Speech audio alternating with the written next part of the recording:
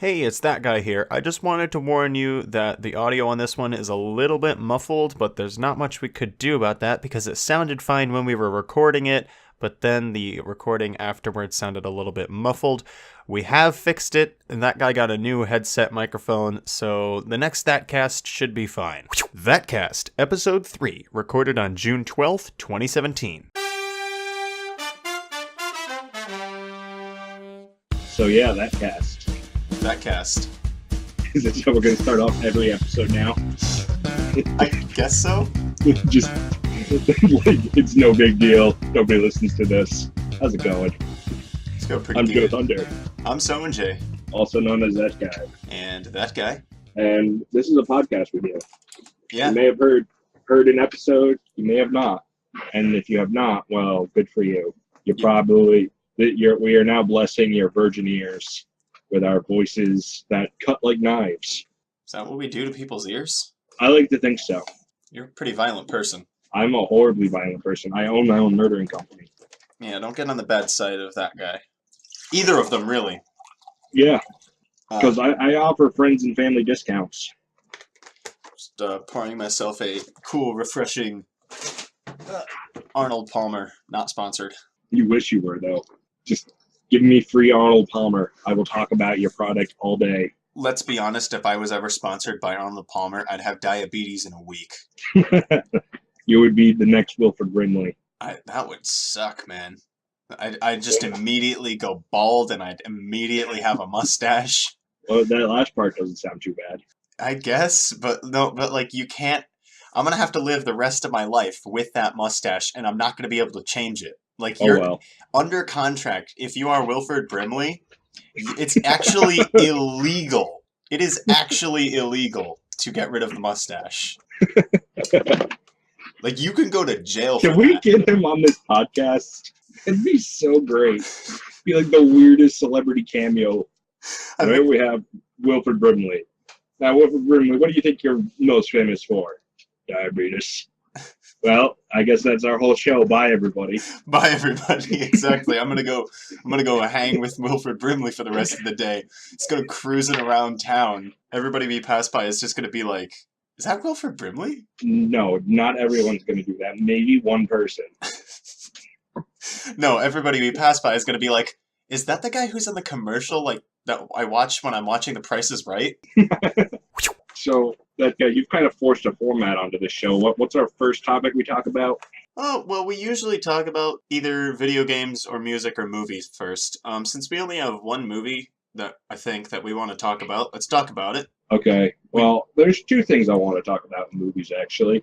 Again, this is...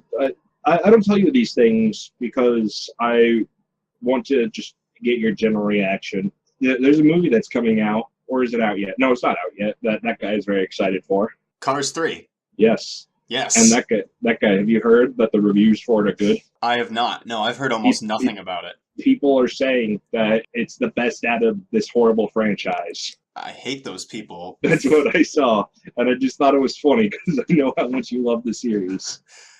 But they say it's the best.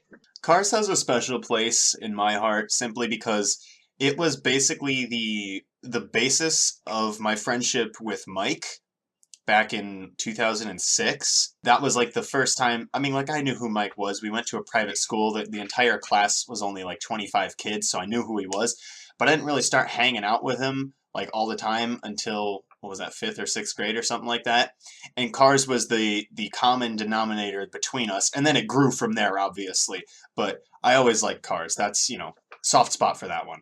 Yes, but I just wanted to tell you, reviews are saying it's the best. So that means it's either going to be the absolute worst for you, because that means if they didn't like the first movie or the second movie and they like the third movie, it means they changed something. I think it's just the story that they changed. It's a very different story. With millennial cars. Millennial Cars, yeah. Isn't that, though, what it is, though? Like, Lightning McQueen gets in a crash and he gets replaced by a car that's like a hybrid car or something, and he's like, "No, I'm not done. I choose when I retire," or something like that. And he's like, "No, I'm still good." I'm assuming so. Because that's what the trailers made it seem like. Who knows? I mean, it could be a very different movie. For all we know, there could be an emoji car, a Hitler car. A Hitler emoji card. Hitler emoji card. Oh man, if you Are don't you understand, sponsored by the Hitler emoji card? if you don't understand that reference, you can look back at the last That Cast. I'll put in an annotation. Oh wait, those don't exist anymore. Thanks, YouTube. Thank you, Joe. So the other movie was Captain Underpants. Yes. We're not. If you, again, listen to our last podcast, we talked about it quite a bit. I just wanted to mention on here that I saw it because I didn't see it last time. Yeah, we both went out and saw it. I really liked it. What would you give it a rating? Originally, my sister talked me into giving it an 8 out of 10. I'm leaning more towards a 7, maybe a 6.5 out of 10. Mm-hmm. Like it was good, and I probably will watch it at least one more time. But it wasn't as much about Captain Underpants as I wanted it to be. I'm gonna give you my honest review of this movie, and it only gets a 4 out of 10 because I don't know. I mean, the entire thing was based on toilet humor and fart jokes, and did it make me laugh? Absolutely. Yes. But there wasn't any story to it. That's just because I'm an immature man-child. I'll probably watch it again. Like I said, probably just the once. I enjoyed it enough. It was pretty good to watch my favorite book hero come to life. And I found out that there's friggin' like 11 books in the series now instead of like the 7 that I think I left it off at. Misinformation. I was pretty surprised about that. Apparently, like a lot of time travel and cloning gets involved, and like I guess Harold gets like married to a man and adopts like children that look like him and George. That's weird. It is, but whatever.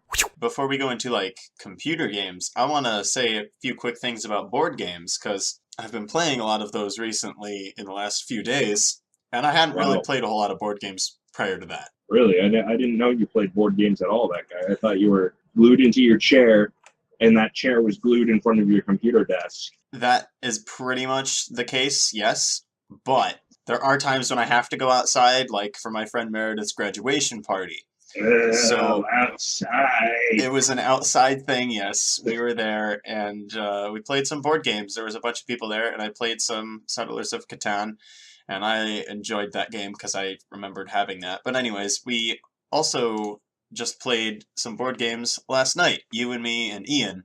Whoa, I was there? Yeah, you were. Whoa, man. You might not remember because you had quite a few energy drinks. It's so much caffeine. No, I remember. But yeah, so we played Settlers of Catan with the Seafarers expansion. That's a fun game. And also Zombicide, which you've been trying to get me to play for a while, and I just either haven't had the time to or like other stuff. But we finally got around to playing it last night, and that was a really fun game. I like that game. Allow the man who owns the game to try to describe it a little bit. Okay. So first off, you're given 9 like giant tiles that you can play your characters on, and each side's double-sided.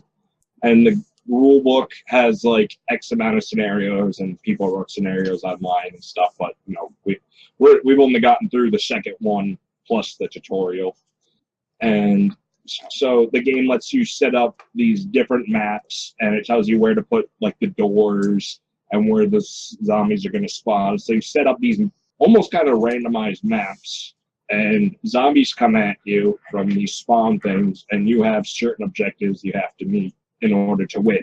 And you have like a lot of minifigures, dice rolling, card drawing. The whole 9 yards, and the best part is that there's a Bruce Campbell figure.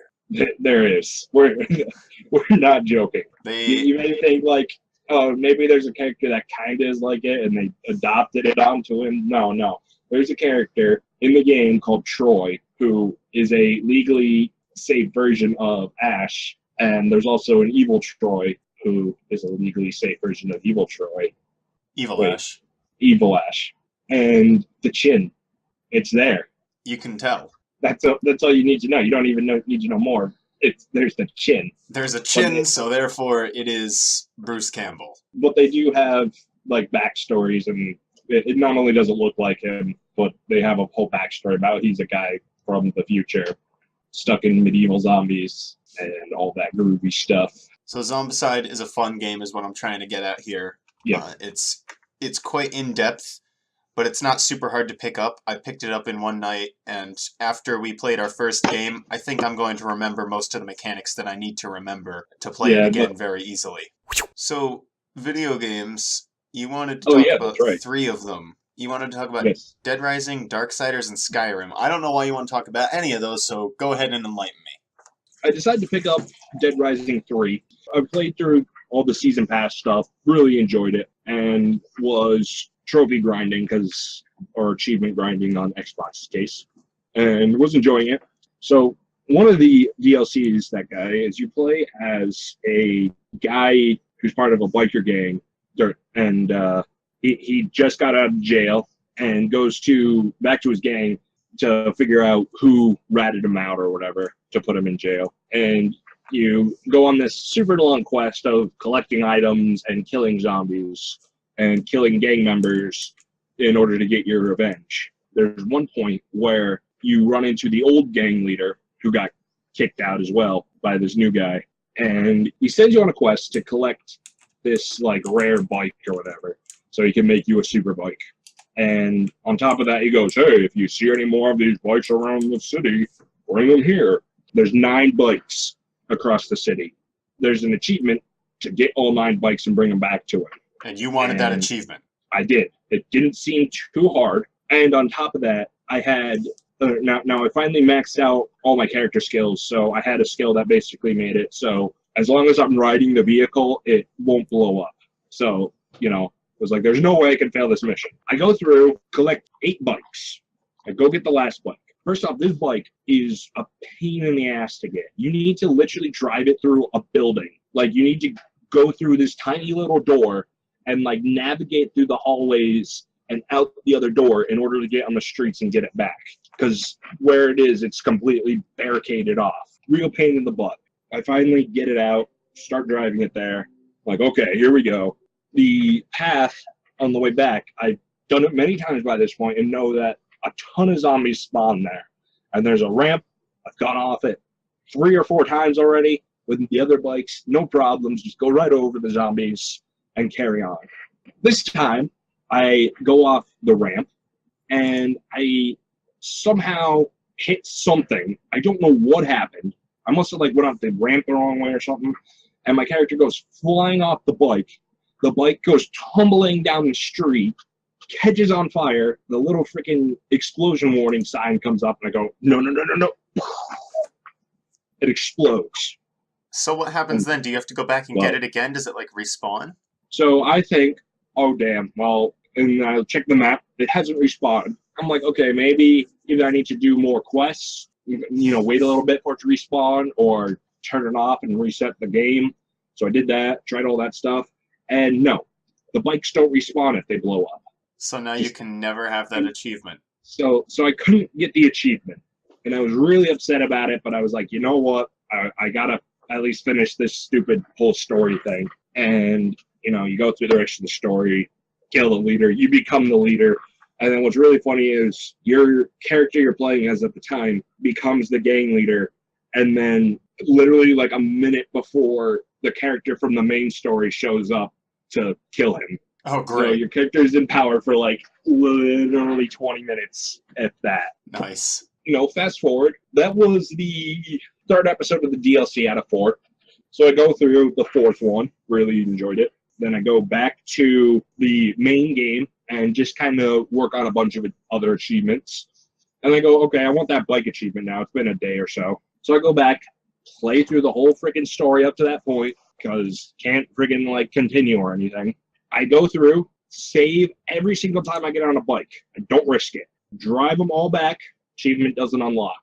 Do you have to do it on the first time? That would be really stupid. That would make absolutely no sense. But is that the case? I just think the quest is bugged because it doesn't even say I completed the side quest in the game. It's marked as a side quest, and it doesn't say it's completed once I get every single bike.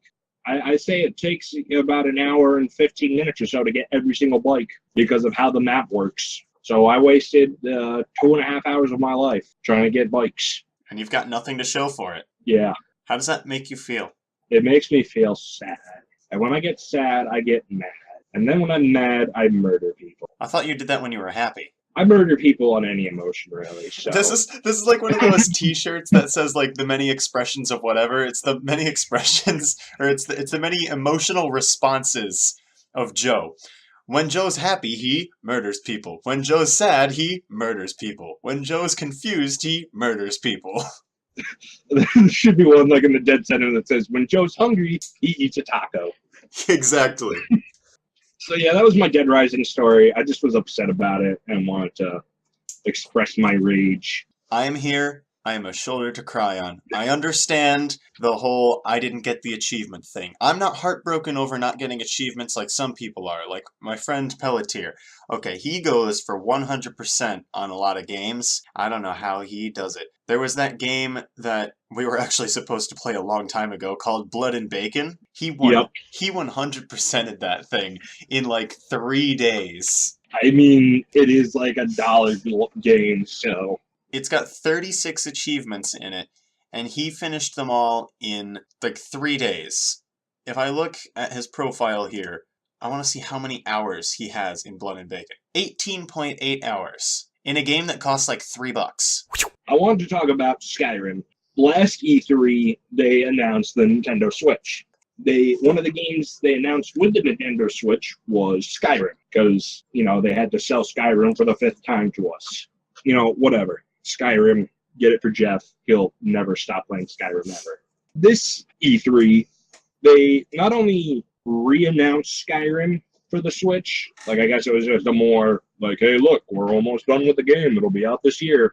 But they also announced Amiibo support. They're like these little Nintendo figures, and they have the little chips on the bottom of them. Right.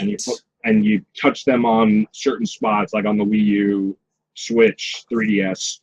And it scans it into the game, and depending on the game, you either can have the character or you unlock certain things, la-di-da. So they announced Amiibo support for the Switch. The only thing they've showcased is if you get the Breath of the Wild Legend of Zelda Link Amiibo, and you scan it into the game, you get a chest that looks like the chest from Breath of the Wild. You get a shield, sword, and outfit that look like Link's from the game. In Skyrim? Yes. Okay. Part of me thinks, okay, that's kind of cool that's official, but I could go, heck, I could even probably go on Steam Workshop right now. Let's see. Just type in Zelda. 3rd row down, first item is Zelda Shield Pack. I see another shield and another shield. I see the Hyrule Scout armor down further on the first page. The Master Sword's on the second page. You could go literally on the Steam Workshop, the easiest way to install mods on Skyrim on the PC. Which you can probably get Skyrim for like $20 maximum. And it runs on pretty low-end PCs nowadays, too. And you can literally get those things without having to buy a Nintendo Switch, a Skyrim game, and the Zelda Amiibo, which probably will cost you like $15 on its own. Oh, please. It's a Zelda Amiibo. It's going to be at least 25. No, they don't charge that much for them unless they're rare. I'm just saying, that's how, Lego works. Like a $10 set of Lego would be $15 if it was a Star Wars Lego set. Exactly. That is true. They say the Switch is going to have mod support, too, so... So that makes it even more pointless. Yeah, exactly. The one thing I am looking forward to, though, is hopefully when the game comes out, someone will make a video of every single item you can get from Amiibos, if you can get unique items, and that will be the extent of my joy of that. And then I'll go on the Mods Workshop and download all those exact things. Exactly, because people are totally going to do that. And finally, I want to talk about this game I've been playing a lot of recently called Darksiders. They announced Darksiders 3 semi-recently. I have Darksiders, the first game, for free, both through PlayStation Plus and Xbox Gold, just sitting around in my cloud library. And I was like, you know what? Let's give it a try. And you know what? It's really freaking awesome. Just to make it as simple as possible, if you've ever played a standard Zelda game, not Breath of the Wild, great game, but not your standard Zelda game. If you've ever played a regular Zelda game, that's what Darksiders is. It literally is going from point A to point B. You get to a dungeon, figure out some puzzles, get a new item to solve more puzzles, fight the boss with that item, go home. Nice. My only complaint with the game, because I always have to have a complaint with every game, is there's a lot of times where they kind of drag out combat. You come across this encounter of guys, you could fight them for up to friggin' 10, 15 minutes. And it's like 4 dudes. But it's not even like you're dying or anything. It's just they make them extremely tough, most likely just to extend gameplay. So they're essentially, I mean, there's not bullets, obviously, but they're bullet sponges, is what you'd call them. Well, actually, there are bullets. You do eventually get a gun that has magical bullets. Oh, okay. Well, I stand corrected. I'm at the end part of the game. So what happens is, no story spoilers if anybody decides to pick this up and play it for the first time. Just like with any real Zelda game, you get to what you think is the end, and then, oh no, plot twist, you need to do something else now and fight an even bigger boss. But first, in order to fight that boss, you need to get X amount of items to get a weapon strong enough to defeat them. In order to get all those items, you need to literally backtrack through almost the entire game. I'm having Wind Waker PTSD. Yeah, that's what happens. And I loved that game.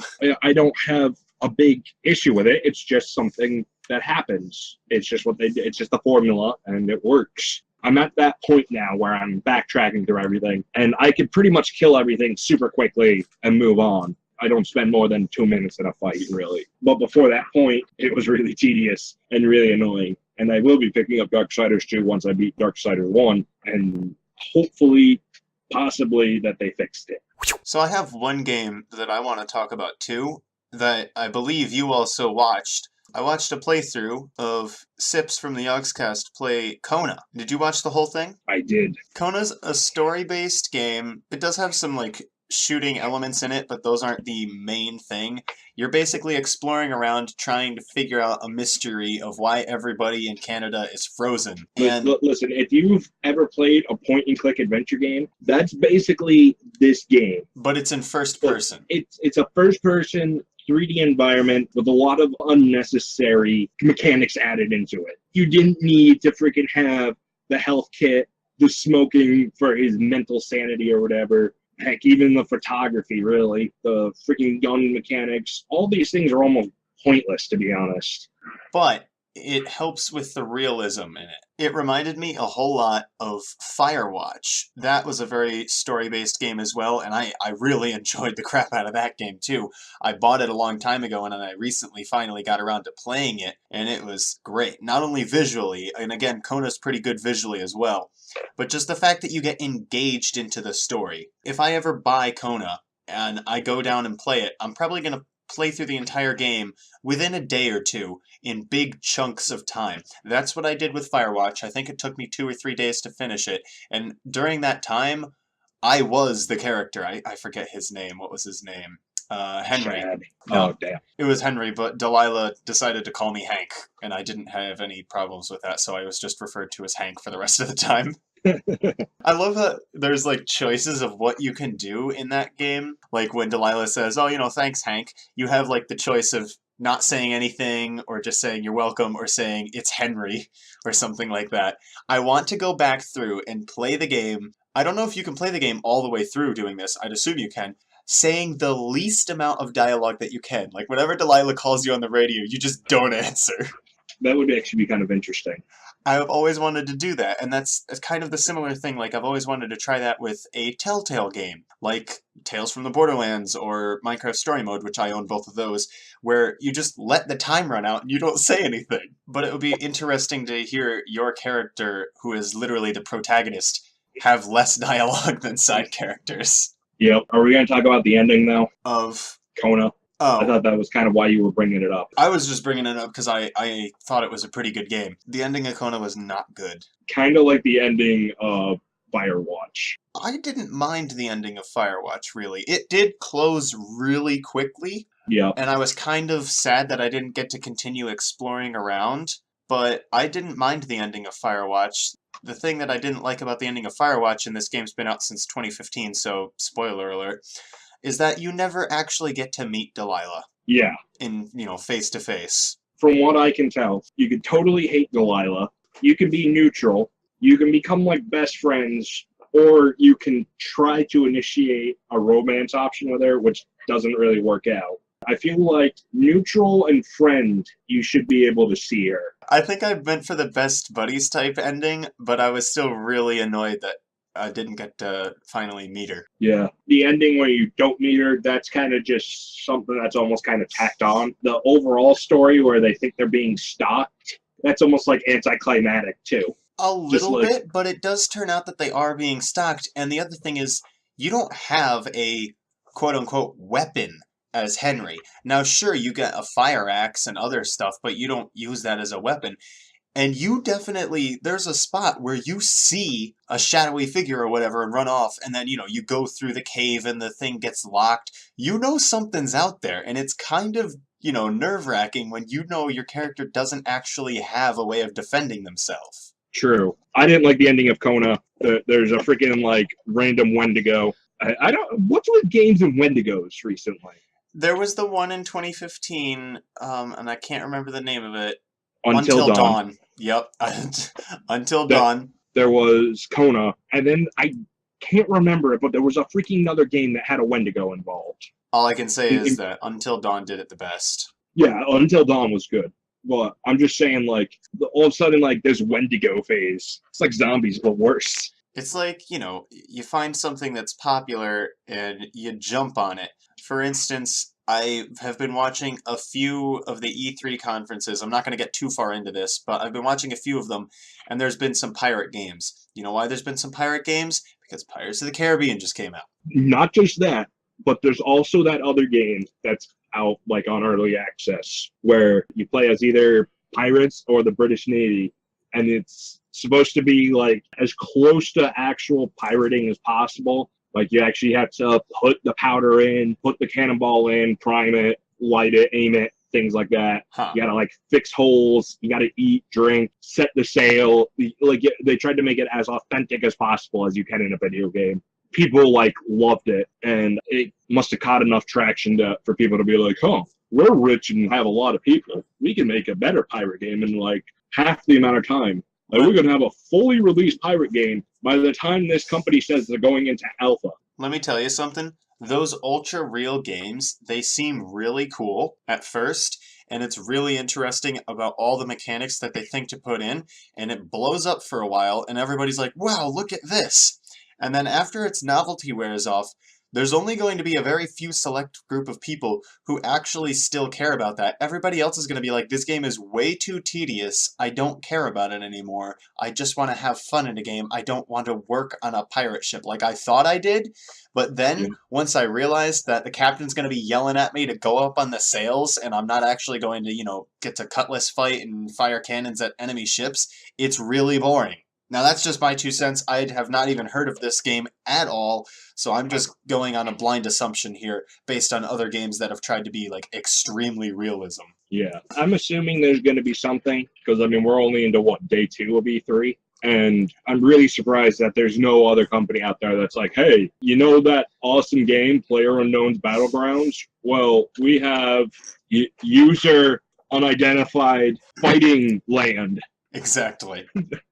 With PUBG, it kind of replaced H1Z1 King of the Kill. There's a guy who I used to watch on YouTube called Anderzel. I watched him, I don't know, a couple years ago because he did Counter-Strike, and I was really into Counter-Strike back then. And he also did, like, Battlefield 3 and Battlefield 4. And I've never actually played a Battlefield game, but I enjoyed watching them. Yeah. I don't watch him anymore. I'm not even subscribed to him anymore because all he ended up doing was just like pumping out H1Z1 King of the Kill. And then if you look at his videos for the past 4 months or so, it's like just blocks and blocks of H1Z1. And then about 2 months ago, it transferred over to PUBG. And that's all it is now. I don't think any game that's going to come out new at E3 is going to try to defeat PUBG. I really personally like the look of PUBG. I'd like to play it, but my computer can't handle it. It definitely looks fun, but I don't think I'd be very good at it. No, I don't think I'd be good at it either, but I'd still like to play it. But my problem with it is right now on YouTube, because obviously YouTubers are trying to follow the algorithm and whatever. But now all the YouTubers I watch who play it are now almost like forcing themselves to play it by doing all these custom games. So Hat Films will do just 1v1v1. And it's, 1 or 2 games are funny. But then it's like, okay, this is boring. I want to see, like, lots of people die. Or I watch Pyrian Flex play it, and he hosts a custom game, but he doesn't play it himself. He just follows people around and watches them. and jumps around and kind of trolls them a bit. And again, first 1 or 2 videos is funny, but then it's like, I don't want to see this. I want to see someone play PUBG. You know, at least I have Sips, who uploads all of his backlogged videos from all of his backlogged streams where he is playing it. But at the same time, like, because Period and Hat Films are so much more current, like Sips is like 1 or 2 months behind. Sometimes when you watch one of Sips's videos, it's like, wait a minute, I watched this already like a month ago. I get why they do it, because maybe they do still find it fun and they're trying to make money off of it, but at the same time there's a point where it's like, okay, let it sit for a little bit, wait for a new update to come out and go back to it. Don't milk it for all of its worth or you're going to kill it. What I'm hearing from you is that you want good content, not the same thing every day, have a little bit of variety in it. The game can be around for a couple months and the person can make a video on it for a couple months, but it's got to be, you know, spaced out enough. And let me tell you, there's a guy, Jack Frags, who does just that. He's probably one of my favorites to watch because he plays a lot of shooter games. He played a lot of Rainbow Six Siege. He's done a lot of Battlefield and Star Wars Battlefront. And he and his buddies are like elite squad on PUBG. And he'll make a video of the entire round, but condensed down into like 15 minutes. And it's so cool to watch like how much communication they all have, because they've been playing it for 2 months now. But none of those videos feel the same because of the way he edits them together, and it's not every day. You'll have like 1 PUBG video a week, maybe 2 spaced out. And that's enough time. See, that's true. But at the same time, though, if there was a new Gmod TTT game on the Oxcast main channel every single day, I'd watch it. Well, I don't really watch it. I listen to it because the things they, like, the trolls and Tom's sexy voice. You can't compare those, though. Gmod is Gmod, okay? No, but listen. I'm saying not just Gmod, right? Because there's lots of things you can do with Gmod, but I'm just saying literally like one of the game modes. TTT, Prop Hunt, whatever else, like just the same game mode over and over again where, you know, things don't even change, but it's still enjoyable with, in this case, that cast of characters. Yeah. I still think that's because of the nature of Gmod and just the way it is. I have one more thing to talk about. First of all, this is kind of like into the music section. And I'm just going to say there isn't a song that's been annoying me this week, but there is a song that has been my jam this week. It has switched over to Huey Lewis and the News, The Power of Love. I love Huey Lewis's voice. It's so good. But anyways. As your recommendation, a good cover of that song is by I Fight Dragons. I really like their cover of that song, too. I think I may have heard that in the past, but I'm going to have to write that down so I can look it up again. Hey, future SOENJAY here. I listened to the song and it ain't bad, but it's no Huey Lewis. Last week, I worked an event at SPAC, Saratoga Performing Arts Center, called Summer Jam. It was an all-day concert day headlining a bunch of different artists. One of the major ones was Flo Rida. And it was kind of an all-hands-on-deck type deal for the company that I worked for to promote everything. So everybody who was on the street team was there. And, you know, you've got people who were interacting with the public. You've got people who were assigned to backstage and other stuff like that. Guess what I got to do? Don't know. I got assigned to babysit the food table. Oh, no. It was so boring for like 3 hours. So we got there, and we just put banners with logos all over the place for like the first 2 hours. So we finally got finished with that, and it rolled around to about 3 o'clock when people were coming in. Our company had our own food table back in the back, away from everyone else, so that most likely people would not even find it. But we needed somebody from our company to sit there and ward off anybody who tried to come up. Now, luckily, nobody tried to come up that wasn't in the company. I mean, it's kind of weird just having a tent with food over behind a bunch of buildings in a random obscure location. But I'm just like, this is my job. I'm getting paid to sit here and babysit food. Wow. So that wasn't as bad as I thought it was going to be. How bad was it, though? Was it bad? Was it good?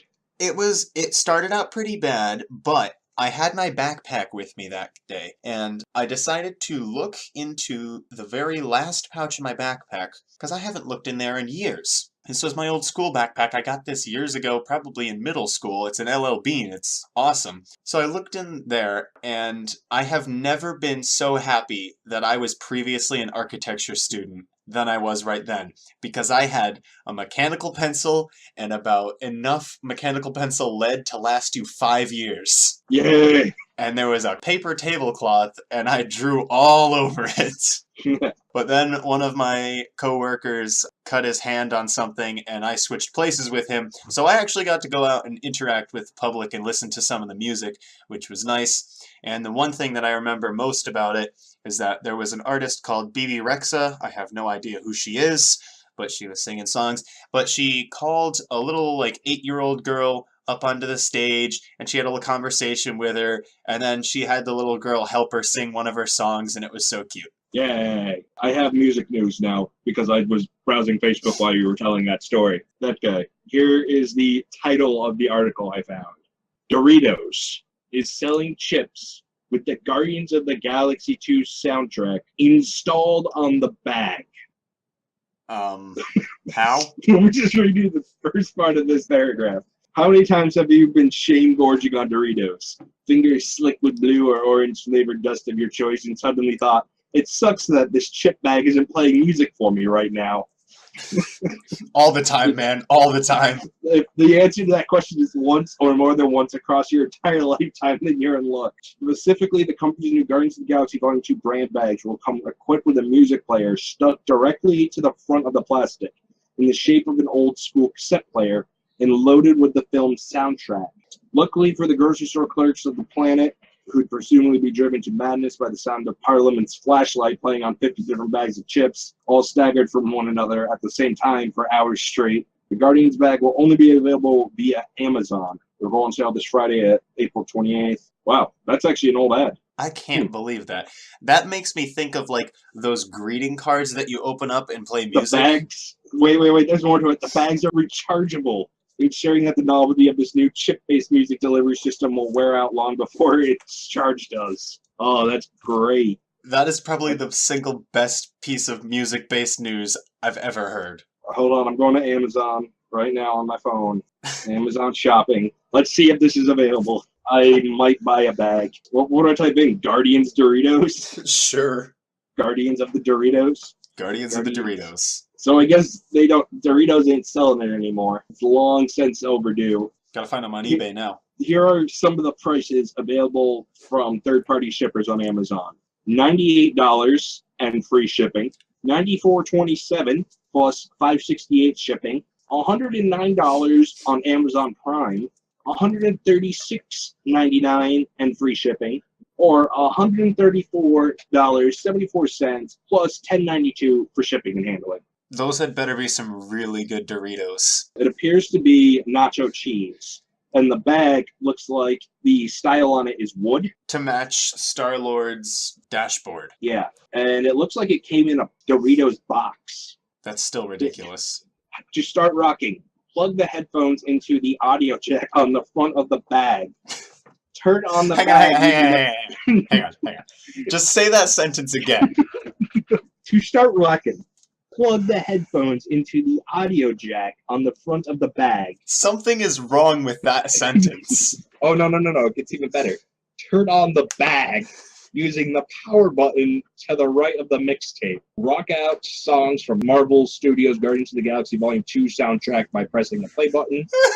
Crunch on Doritos straight from the bag. Recharge the bag by using the USB outlet to listen again and again. Your bag has a USB outlet. That is just great. I think I'm gonna die. Why can't they be selling more of these? I want one for the podcast. Oh, man. I don't know if you've heard of this one, that guy. I am actually tearing up a little bit, but TV's Adam West has passed away. I did hear about that, and it sucks. He died at 88, June 9th, 2017. So, lived a decent long life. He died of cancer, was Batman. Personally, my most favorite Batman was Adam West on Family Guy, and it's really sad. And I'd like to say the the Campbell prayer of death, Okay. if I may. Absolutely. Go right ahead, brother, that guy. For wherever Bruce Campbell's amazing soul is destined to go, may Adam West's soul rest there as well. Groovy. Groovy. That's a serious prayer, by the way. I mean, it's kind of funny when you think about it, but it is a serious prayer. I want his soul to be wherever Bruce Campbell's rests. I'm not laughing. I know you're not laughing at that guy, but some people might be like laughing their butts off right now. In context, that guy, it is kind of funny, right? I can understand how some heathens might find that funny. But we are serious. May he rest in peace. This might be a fun-loving podcast for a lot of the time. We might have fun poking at Doritos bags with audio ports on them, but this is the serious part. But I just wanted to say that, give the nice prayer out there, and I'm going to bring it back up a notch because I wanted to talk about something I've been working on that day. I like to write stories, and my most recent story, heavily inspired by Darksiders, but still, I feel it's kind of a cool, unique story. It's about this guy, discovers he can't die. I guess I need to set a little bit of background information. So he starts off as a bounty hunter. That's like how he makes his money. He goes out, catches criminals, gets money. During one of his retrievals, he gets hit by a truck that didn't want the guy he had to make it out alive. So the bounty hunter guy finds out he's not dead, but he can now see spirits, and he befriends one called Clarence. And Clarence explains to him how the afterlife works, where good bureaucrats get to run the afterlife system. They file the souls and everything. Clarence kind of teams up with this guy. The guy decides to become a vigilante because now he can't die and he can take a little few extra risks, things like that. There's a lot more in between it. But the thing is, the way I had envisioned it was he was running around in a hoodie, just like some black track pants, and he had a skull mask on, and he was calling himself Death. But then I realized it sounds a lot like Reaper. That is true. And I was like, I kind of actually want to incorporate that into the story now, as like people keep calling him, I don't want to say specifically Reaper from Overwatch. So I'm trying to think of a name for a replacement name for Reaper and a replacement name for Overwatch. So people keep referring to him as this character, even though that's not what he was going for at all. Do you have any suggestions, that guy? I don't know. I mean, if you look up like synonyms of reap, a lot of them are just like to bring in, to derive, to gain. It's not really the same meaning as Reaper has as reaping souls and stuff. I'd almost was going to call him Grim, but that's from Billy and Mandy now. You could call him the Culler, Culler. That's an interesting word. Spell that again? Culler. Oh. To cull. Culler. Yeah, I like that. That could work. For Overwatch, I was thinking Top Look. Top Look. That's great. But it sounds so bad. It sounds so... I don't want to say the R word. It sounds dirt. It sounds so dirt. You're right. It does. Do you have any suggestions on what I could call that? Or should I really just keep the derp one? I don't know. What is the part that you think is worse? The top or the look? The whole thing. Maybe you could call it above gaze, or like, above gaze. Above glance. Above glance. No, I think above gaze is better. Or we could just go total opposite here. We could do under blind. Underblind. There you go. That's it. Underblind. You look like the Color from Underblind. That's great. You know what? I think if you will allow me, that guy, maybe for our next podcast, I'll have one of Death's adventures written out for us, and I can read it out, see how you think. Sure, man. Yeah, I think that would be great. Cool. Write a little story, make it, 5-10 minutes long, and hit me with your best shot. If you like my storytelling skills, but you don't like Tales of Death and Clancy, I do have... Oh, that would be even better if I did Project H. I really like my Project H stories. It's us as superheroes. I remember that, yes. Thing is, my first one, my pilot is super long, but that's just because that's kind of what happens with a pilot. I'll think of something. I'll figure something fun out. Right. We can try it, see how it works. And if we don't like it, well, you know what? It's our podcast. It's our podcast. It's our podcast. Get out of here. I can call it whatever I want. Exactly. We don't need you people here. Get out of here. Bruce This Campbell. is our podcast. Yeah, we didn't mention a whole lot. We mentioned Bruce Campbell about Troy in Zombicide, but that was about it. Have we fulfilled our Bruce Campbell quota for this cast? I mean, I prayed to the energies of Bruce Campbell, so That is true. That's got to count for quite a bit. I think we'll be good. I almost feel like I want to like just as another side topic, just like every week introduce a new prayer that you can use for your Campbell worship lifestyle. Tell you what, I'm gonna write down a Campbell prayer for next time. That's gonna be my job. Okay. You wrote the first one. I'm gonna write the next one. I do have one for before you eat food. I do have one already for that one. Okay, that's fine. I say it quite regularly, and I will tell you after we're done recording, and we can share that one sometime down the line. That's fine. We'll go back and forth. I'll write a prayer. Yep. You'll write a prayer. This will be great. It's not a religion, guys. It's a tack It's on. a tack okay? on. You can believe in whatever you want. It's not even a belief. It's facts. It's not a religion. That's the catchphrase of our system here. It's not a religion. It's a tack on. It's kind of like the church in Fallout 4's Diamond City. You can be whoever. You can believe whatever. But The just fact is that there is still nuclear apocalypse. But in this case, the fact is that there is still a Bruce Campbell living in your heart. there is still a tiny man with a magnificent chin living inside your heart. Sit back, cracked open a cold one, watching reruns of the Rat Pack in his lazy boy recliner chair. That's the life. I'm Joe Thunder, I'm SOENJAY, also known as That Guy. and that guy. And you've been listening to That Cast. Bye! I'm waving, even though I don't have a hand.